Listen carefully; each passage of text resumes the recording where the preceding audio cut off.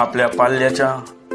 उज्ज्वल भवितव्यासाठी आजच संस्कार टेक्निकल अँड मॅनेजमेंट कॉलेजमध्ये प्रवेश निश्चित करा। आज आम्ही मुख्य निवडणूक अधिकारी जे आहेत एस शोकिलिंगम साहेब यांच्याशी या ठिकाणी जे आहे ते SIR संदर्भामध्ये भेट घेतली आणि सगळ्या शिष्टमंडळाच्या माध्यमातून आमचं म्हणणं हेच होतं की आपल्या सगळ्यांना माहिती आहे की देशाच्या संविधानाच्या माध्यमातून मिळालेला मतदान हा एक मूलभूत अधिकार आहे आणि प्रत्येक नागरिकाला तो मिळाला पाहिजे, त्याचं संरक्षण करणं ही निवडणूक आयोगाची जबाबदारी आणि आज आम्ही त्यांना काही त्या ठिकाणी प्रश्न मांडलेले आहेत। कारण आपल्याला माहिती आहे की या 3 वर्षाच्या काळामध्ये महाराष्ट्रामध्ये कुठलीही निवडणूक होणार नाही आहे। विधानसभा लोकसभेच्या निवडणुकीला अजून 3 वर्ष काळ आहे, त्यामुळे आम्ही जे त्यांचं निवडणुकीचं पत्रक दिलेलं आहे आणि त्याच्या माध्यमातून त्याने कार्यक्रम सांगितलेला आहे, मला वाटतं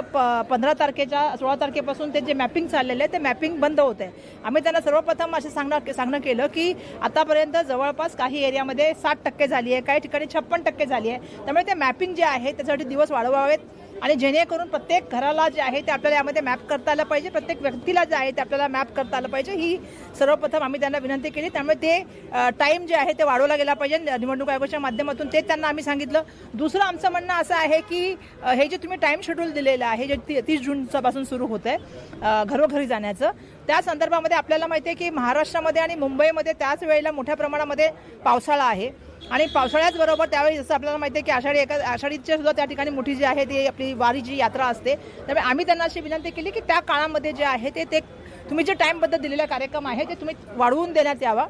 त्या काळामध्ये काही समस्या झाली तर तुम्हाला 1 महिन्यामध्ये तुम्ही ते पूर्ण करू शकत नाही, त्या संदर्भामध्ये वेळ वाढावा ह्याशी आम्ही त्यांना त्या ठिकाणी सांगितलेलं आहे। आमच्या निवेदनामध्ये मी माझं पहिलं बोलून घेते ना, आमच्या निवेदनामध्ये आम्ही त्यांना सांगितलं की हा डेटा जो डिलीट समजा कोणाचं नाव झालं तर त्या व्यक्तीला त्याचं प्रेझेंटेशन पण करता आलं पाहिजे। काही निवडणुकांना की तुम्ही घाईघाईने सगळं कशाला रेटून घेण्याचं काम करताय, त्यामुळे त्याला कमीत कमी 15 दिवसाच्या आतमध्ये त्याचं म्हणणं मांडण्याची त्या ठिकाणी संधी मिळावी। आम्ही अजून सांगितलेलं आहे त्यांना की जो 7 नंबरचा फॉर्म आहे त्या संदर्भात त्यांनी आम्हाला सांगितलं पण की त्याचा दुरुपयोग केला जातो, लोकांची बल्कनी नावं डिलीट केली जातात, त्यांनी त्या संदर्भात सांगितलेलं की त्या संदर्भामध्ये आम्ही योग्य ती काळजी घेऊ अशा तऱ्हेने त्याच एरियामधल्या, कारण आम्ही बघतो की बाहेरच्या एरियामधला एखादा व्यक्ती येतो आणि ते फॉर्म देतो हजारो आणि नावं डिलीट करतो, ते होता कामा नये असं आम्ही त्यांना त्या ठिकाणी सांगितलेलं आहे। या व्यतिरिक्त आम्ही त्यांना असं सांगितलं मोठ्या प्रमाणामध्ये जर आपण बघितलं तर लोक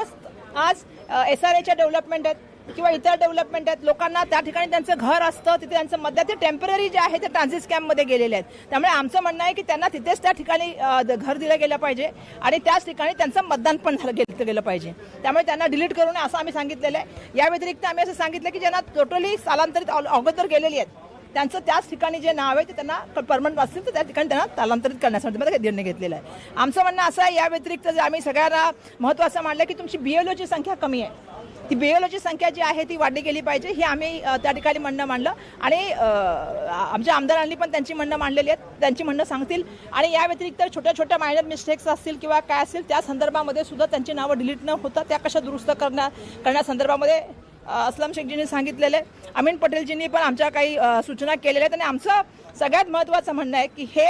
होत असताना BLA 1 आणि BLA 2चं काम होत असताना पूर्णपणे प्रत्येक घराला न्याय दिला गेला पाहिजे आणि या माध्यमातून कार्यक्रम पत्रिकेमध्ये ज्या वेळेला आम्हाला काही वाटतं की बाबा आम्हाला याच्यामध्ये बदलाव केले गेले पाहिजेत किंवा त्या संदर्भामधलं आमचं म्हणणं या ठिकाणी ऐकून घेतलं पाहिजे आणि सगळ्यात महत्त्वाचं म्हणणं आहे की ह्या सगळ्या मतदार याद्याची लेटेस्ट यादी ही सर्व पक्षांकडे असली पाहिजे, कारण मागच्या काळातला आमचा अनुभव असा आहे की महानगरपालिकेच्या इलेक्शनच्या वेळेला काही पक्षांकडेच ही यादी गेली, कारण शेवटच्या क्षणापर्यंत मतदार याद्यामध्ये नाव जॉईन केली जातात, त्यामुळे ती यादी ही प्रत्येक पक्षापर्यंत पोहोचवण्याचं काम झालं पाहिजे। पक्षाला मोठ्या प्रमाणामध्ये याच्यामध्ये जे आहे लोकप्रतिनिधी याच्यामध्ये इन्व्हॉल्व केलं गेलं पाहिजे, कारण आम्ही बघतो की कलेक्टरांच्या माध्यमातून काही मिटिंग झाल्या नाहीत, ज्या तऱ्हेने कलेक्टर असेल किंवा प्रशासनाने याच्यामध्ये मिटिंग घ्यायला पाहिजे होत्या, लोकप्रतिनिधीला याच्यामध्ये इन्व्हॉल्व केलं गेलं पाहिजे होतं, दुर्दैवाने आमदार खासदार यांच्याशी या विषयावरती चर्चा होत नाही जे प्रॅक्टिकल लेवलला काम करू शकतात, अशा तऱ्हेचे आम्ही विविध मुद्दे त्या ठिकाणी मांडलेले आहेत आणि आमचं म्हणणं हेच आहे की या माध्यमातून SIRच्या माध्यमातून प्रत्येक व्यक्तीला मतदानाचा अधिकार मिळाला पाहिजे, तो त्याच्यापासून हेरावता कामं घेता नाही, मॅपिंगच्या नावावर फॉर्मच्या नावावर बिल्डिंगच्या शिफ्टिंगच्या नावावर अशा तऱ्हेने लोक ह्या मतदानापासून वंचित राहू नये ही मागणी आम्ही या ठिकाणी केलेली आहे। नाही, आम्हाला आज खूप त्यांनी सविस्तर असं उत्तर दिलं. तुम्ही सुद्धा बघित असाल, जवळपास 2 तास त्यांनी आमच्याशी चर्चा केली आणि आमची अशी इच्छा होती की आम्ही त्यांना सांगितलं की जर समजा कोणी मॅपिंगमध्ये राहिलं तर त्याचं पुढं काय होणार, त्या संदर्भामध्ये त्यांनी सांगितलं की आम्ही येणाऱ्या काळामध्ये त्याचा विचार करू आणि त्याला कसं घेता येईल यासाठी आम्ही सरकारशी बोलू. जसं आम्ही सांगितलं की महाराष्ट्रामध्ये आणि मुंबईमध्ये ज्यावेळी पावसाळा होईल किंवा फ्लडिंग येईल किंवा त्यावेळी आषाढी एकादशीच्या निमित्ताने मोठ्या प्रमाणामध्ये जेव्हा वारी निघेल त्यावेळेला लोक तिथे नसतील, साधारणतः त्यांनी सांगितलं आम्ही ती सुद्धा केंद्र सरकारला सांगू आणि ते पण कसं एक्सटेंड करता येईल त्या संदर्भामध्ये करू. डिलीट नावं झाली आहेत त्यांच्या संदर्भामध्ये पुन्हा काही आम्हाला करता येईल का किंवा आमचं काय म्हणणं आहे. नमुना 6चा जो फॉर्म आहे त्या संदर्भात सांगितलं. 18 वर्षाच्या मुलांना सुद्धा आम्ही सांगितलं की 18 वर्षाच्या मुलांच्या संदर्भामध्ये काही राज्यांचा निर्णय हा 2008 पासून घेतलेला आहे, आपल्या राज्यांनी हा 2006 पासून घेतलेला आहे. असं का? मग त्यांनी आम्हाला सांगितलं की 18 वर्षाच्या मुलांचं वय जे आहे ते आपण ज्यावेळेस सुरू करणार आहोत त्याच्यापेक्षा त्या हिशोबाने आपण घेतलेलं आणि ते म्हणजे आपलं 2006 पासून येते त्या हिशोबाने त्यांनी ते घेतलेले आणि मला वाटतं 20 जून 2000 ह्याचीपासून ती कटआउट डेट ते घेणार आहेत आणि त्याच्यापेक्षा पुढे जाऊन सुद्धा त्यांनी सांगितलं की आम्ही पुढे पण विचार करू की 1 वर्षाच्या आतमध्ये जी 18 वर्षाच्या मुलं येतील त्यांनी सुद्धा सांगितलं तर त्यांचे सुद्धा आम्ही फॉर्म भरून घेऊ. इतर राज्यामध्ये आक्षेप घेण्यात आला असं काही तुम्हाला त्यांच्या कार्यपद्धतीवर आक्षेप वाटतोय का? नाही, आम्ही त्यांना म्हटलं की आमची जी इच्छा आहे आम्ही लोकप्रतिनिधी आम्ही आलो कारण सगळेजण जमिनीवर काम करून आलेले आहे. प्रॅक्टिकल लेवलला आम्हाला प्रॉब्लेम दिसतात, BLO दिसत नाहीयेत. प्रॅक्टिकल लेवलला आम्हाला प्रॉब्लेम दिसतात की मॅपिंग अजून पूर्ण झालेलं नाहीये आणि जर समजा हे 16 तारखेला बंद झालं तर मग पुढे काय होणार. त्यामुळे आम्हाला आज जे वाटते प्रश्न ते आम्ही या ठिकाणी मांडले आणि आम्ही शोकिलिंगमजींकडून अपेक्षा करतो कारण शेवटी आम्ही निवडणूक आयोग हे संविधानाच्या माध्यमातून निर्माण झालेली यंत्रणा आहे, त्यांच्याकडून आमची ही अपेक्षा आहे की त्यांनी त्या ठिकाणी जे आहे ते आमचं म्हणणं ऐकावं आणि आम्ही ज्या सूचना केल्या आहेत आणि आम्ही पर्टिक्युलर सूचना केल्या आहेत की बाबा जो माणसाचं हेरिंग आहे डिलिटेड नावाचं ते 15 दिवसाच्या आतमध्ये करावं, हा डेटा कधीपर्यंत ठेवावा, हा कसा उपलब्ध करावा, त्यानुसार ते कारवाई करतील अशी मी अपेक्षा करते.